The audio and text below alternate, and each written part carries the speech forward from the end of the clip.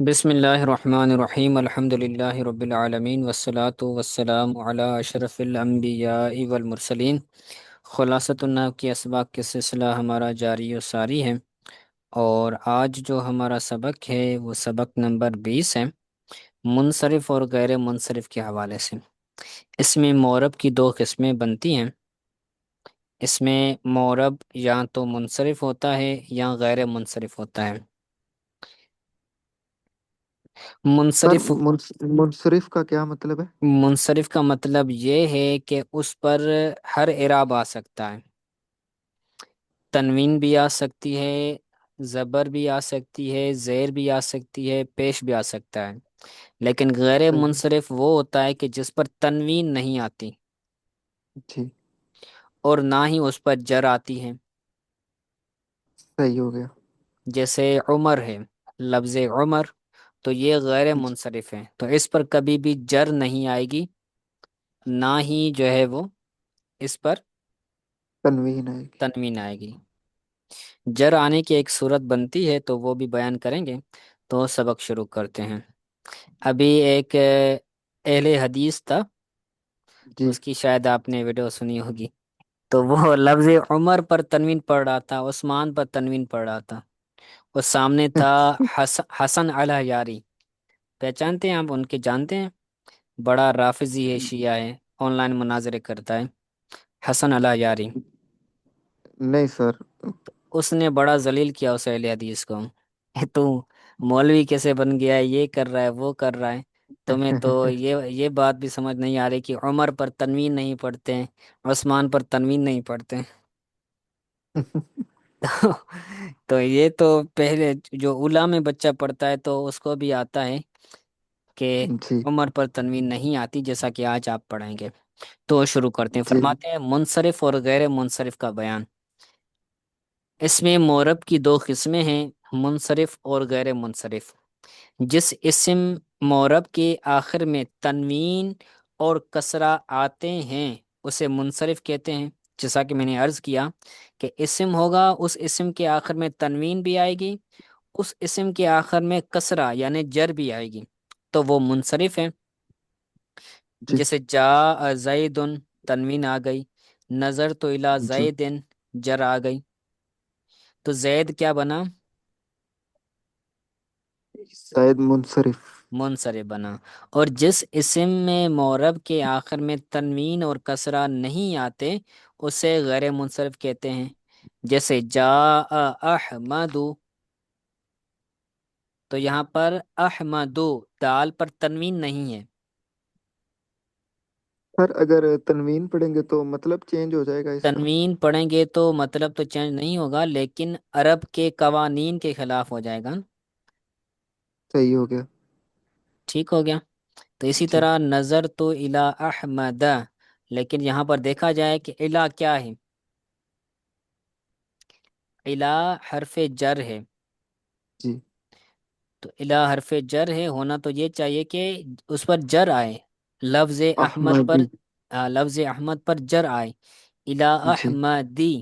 لیکن چونکہ یہ جی، منصرف نہیں ہے، یا غیر منصرف ہے، تو اس پر جر نہیں آتی، تو جر کی بجائے اس کو ہم زبر دے دیں گے۔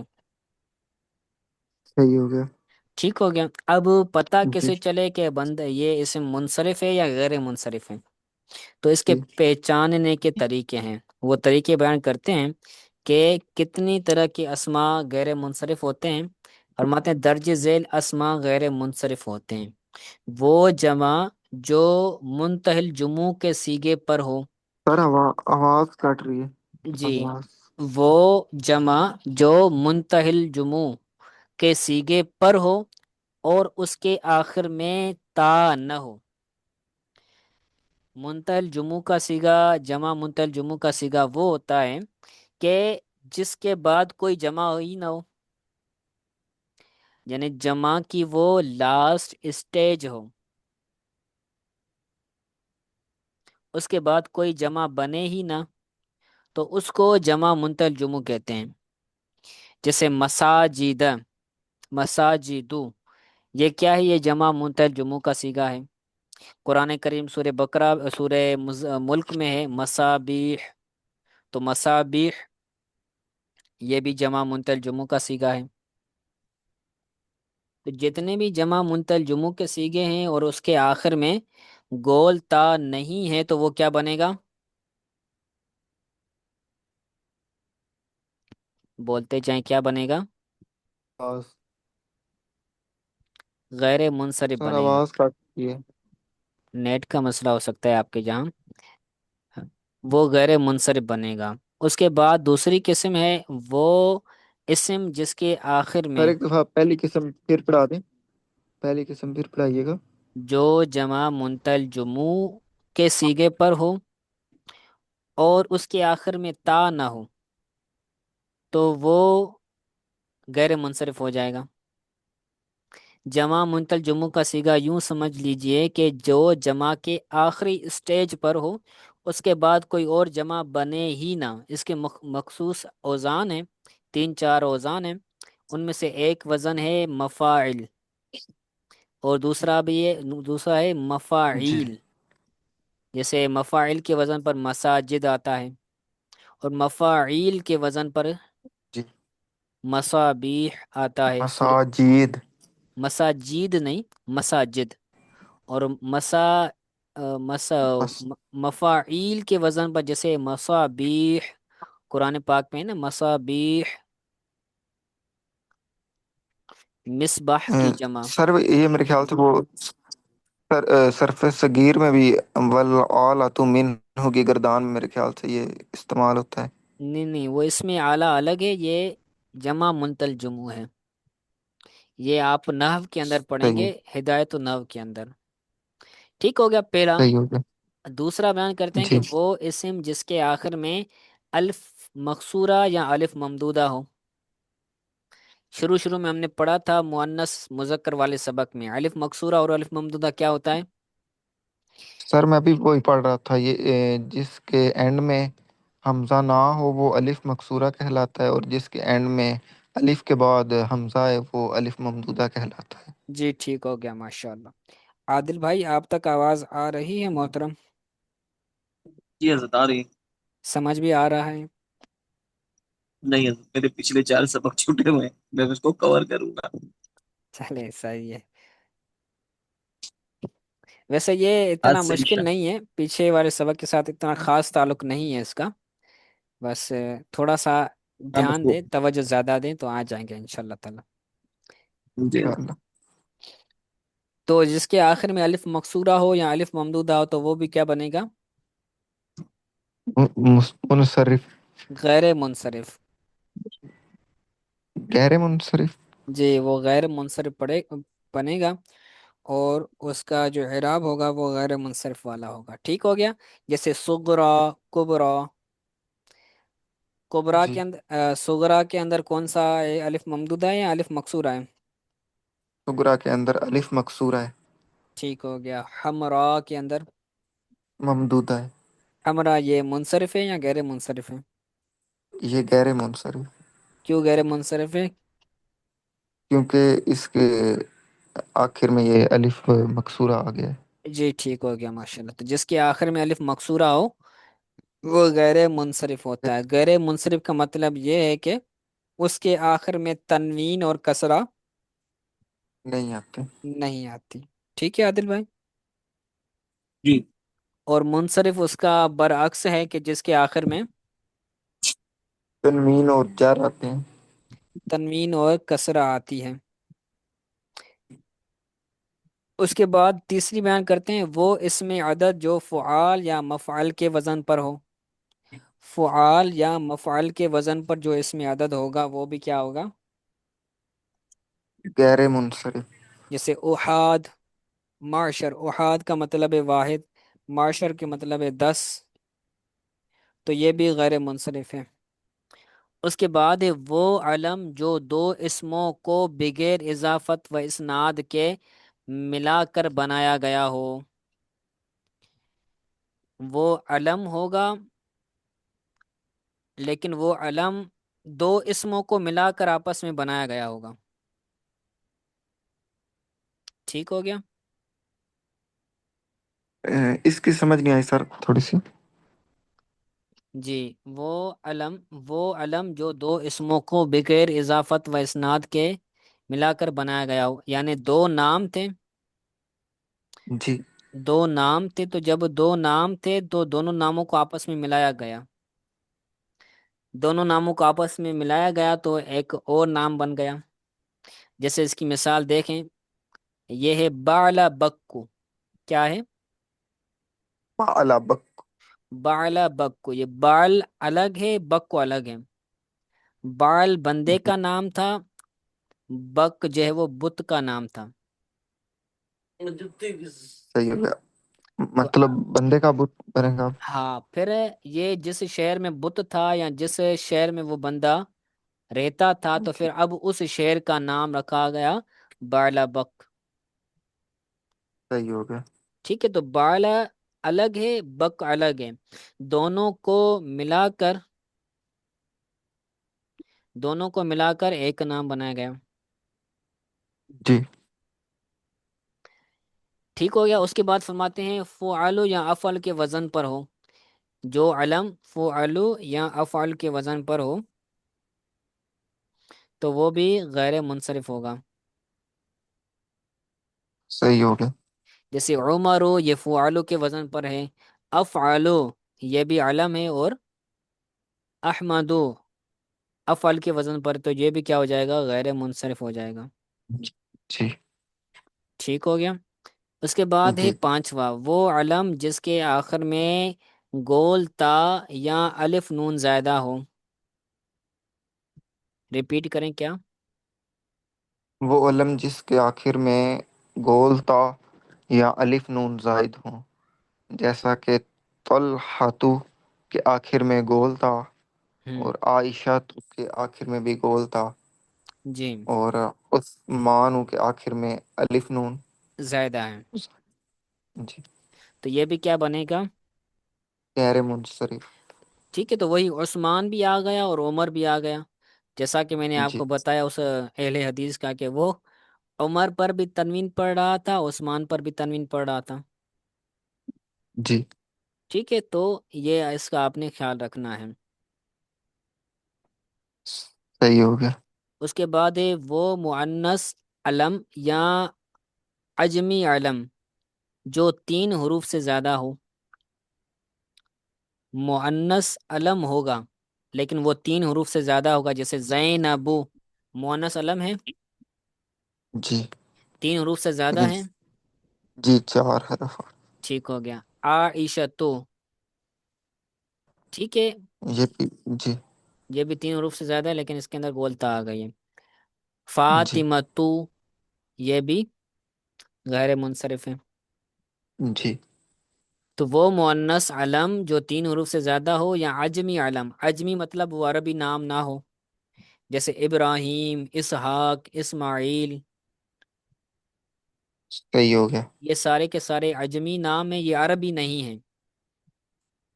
جی تو تین حروف سے زیادہ ہوں تو پھر یہ بھی کیا ہوں گے؟